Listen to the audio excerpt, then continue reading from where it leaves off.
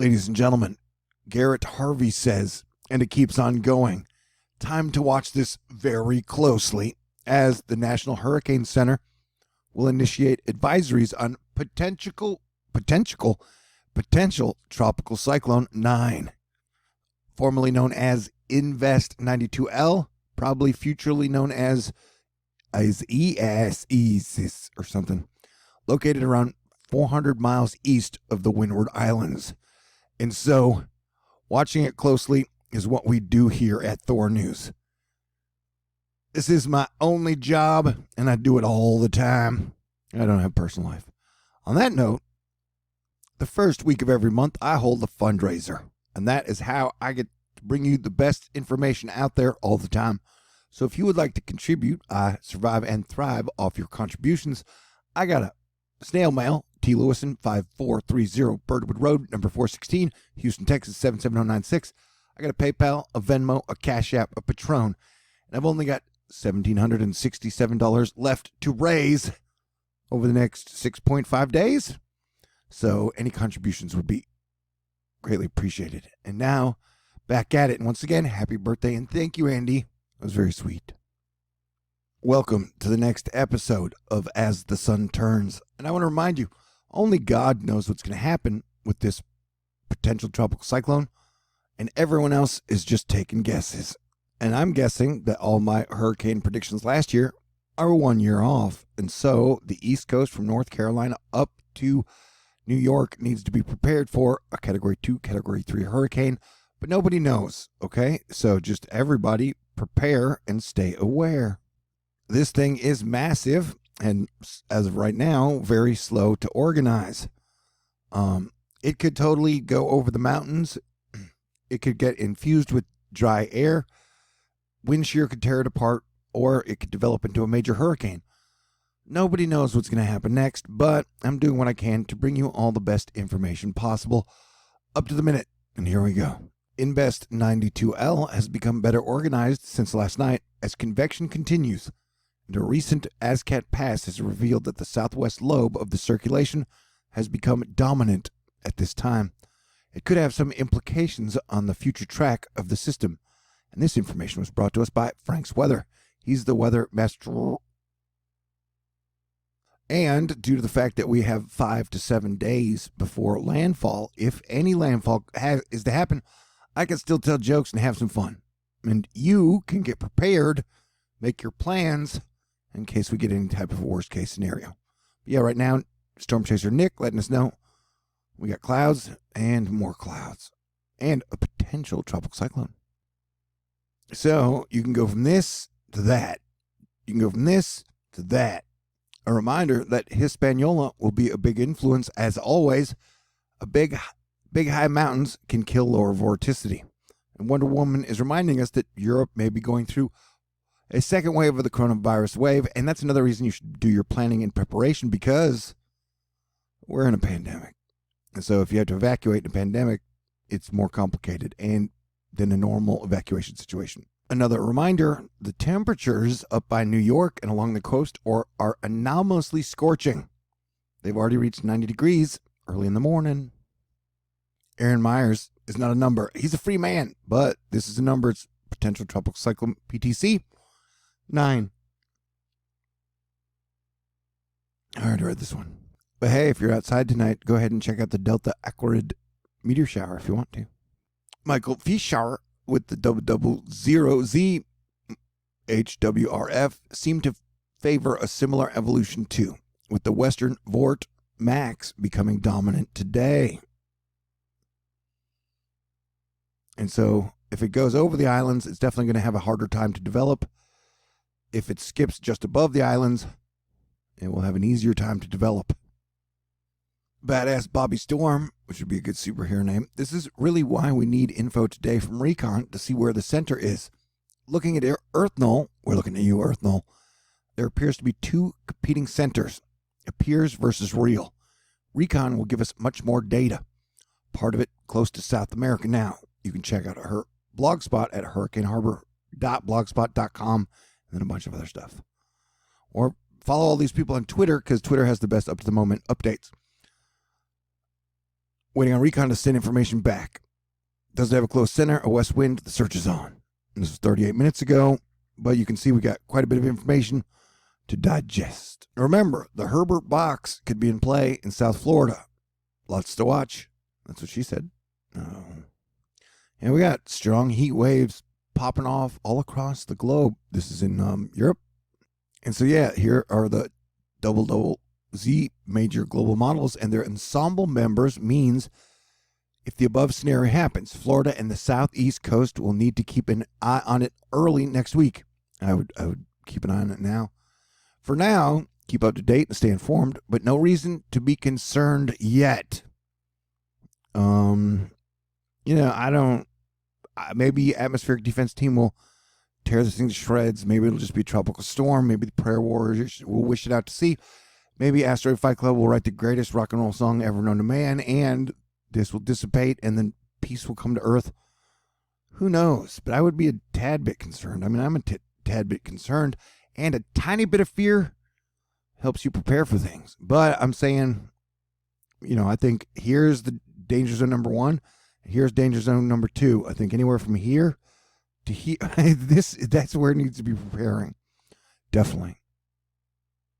And the HWRF wants 92L as a strong hurricane as it nears the Florida coast. Now, this is just one model option, and the HWRF tends to make really beautiful pictures, but sometimes those pictures come true. And so, this would definitely be a Category 2, Category 3. And so, everybody really, really, really needs to prepare and stay aware. This could be a Dorian, or this could be a disaster. Could even be worse than Sandy. But I want to remind you, I made like 10 videos begging Congress to pass unemployment benefits extensions, and I'm not even on an unemployment benefit extension, because the idea of being in a pandemic and then having unemployment benefits run out on 30 million people at a time where hurricanes are about to start smacking us in the face, I don't know, dude. It's like we're in a weird version of the Hunger Games or something. Is ES got a 90% chance of development? So what happens next, nobody knows, but everybody's watching, including Alex Wallace. As we keep watching Invest 92L, the Atlantic looks like a lot of storms will be firing up through the week. We're getting a huge flood zone through here. So imagine if you get a ton of flooding here and then a ton of flooding up the coast, then you would just get a shit ton of flooding in the USA. Levy Cowan, whose site Tropical Tidbits, I highly recommend for all the models I use to show you guys. A strong 92L north of Puerto Rico would be better able to fight off shear in its way and potentially be strengthening heading near the Bahamas. A couple models say this scenario is still possible. Most think it will weaken instead. Unfortunately, we can't know for sure until a storm forms. And I'll remind you again, it is 2020. Levy, again, regarding 92L's future after Northeast Caribbean Islands, there are more questions than answers. Whether 92L strengthens or weakens after Thursday depends on how strong it is on Thursday and whether it encounters Hispaniola. It is moving quickly, so Bahamas and Cuba could see impacts on Friday, and it could be to the tip of Florida by the 2nd of August, which is like 5 days away. Alex likes to bore ham. If this is correct, recent ASCAT pass shows that 92L's southwest-west lobe is dominant, given that it has a southerly and northerly wind within it, while northeast-east lobe only has the southerly wind and the wave axis. Craig Weather Guy, best weatherman on the planet. While we're watching our disturbance, the northern apex will wrap up as the circulation in time. Dry air is in its pathway as well as land interaction. No new opinions to add. Read back. There's plenty he's offered. We'll start digging in tomorrow as planned. And remember, we've already been hit by one hurricane this year. Hawaii luckily got missed by the hair on my chin, although I haven't shaved in a couple of days. And we got heavy rain in South Texas and Mexico from Hurricane Hannah. Hurricanes can do damage. I don't know if you knew that. The last 5 runs of the EPS ensemble means 500 millibar forecast for Sunday shows a trend of a deepening by early August standards, Great Lakes, Mississippi Valley trough, and a subtle inching west of the Bermuda High. That's not good. 2 key players in the ultimate steering wheel for the future is EAS. RE the mainland. So yeah, if the blocking high moves west, that has a bigger chance to push it into Florida. Bulldozers trek through Goldfire in northeast California. This is not related, but I thought Goldfire would be a good name for either a bad guy or a good guy, I guess, or a bad gal, good gal.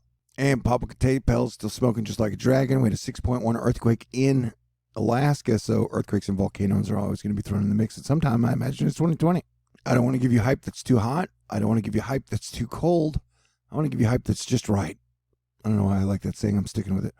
But yeah, this seems like it has major damage potential, although it could get torn up. It could turn to nothing.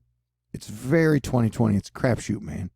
The Icon, as it approaching Florida, is a very weak tropical storm. The Nav Gem has it plowing into North Carolina on the 3rd of August. And then, what the heck? Oh yeah, it's the end. That's as far as that goes.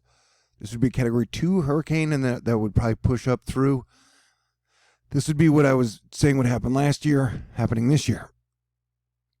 The Gem has it moving along the coast, scraping by New York and Massachusetts on the 4th, which is Tuesday. The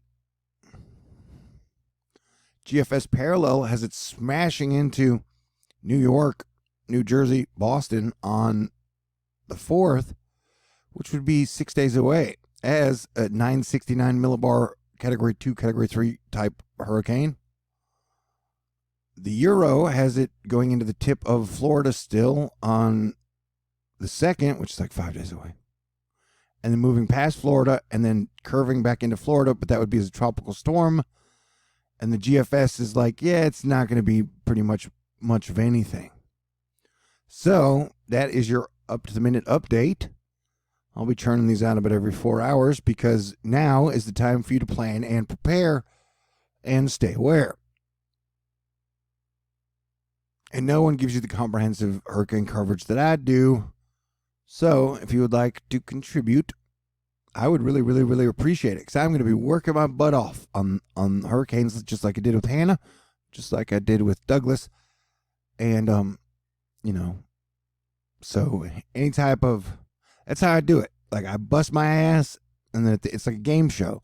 And at the end of the month, I see what rewards I get for the last month of me busting my ass or the last year or the last 7.7 years I've been doing this. I don't know. It's very exciting for me. But I've got a snail mail. I love getting letters in the mail or packages. Thank you, everybody out there at Astro Fight Club. You guys are amazing. I got a PayPal you can send it to. I got a Venmo, CashApp, Patron. I've only got $1,767 left to raise over the next 6.7 days. And thank you again to Andy. Super happy birthday. Happy Leo season. Lions are cool. God bless everyone. I'll be talking to y'all in the near future. Peace out. Stay cool.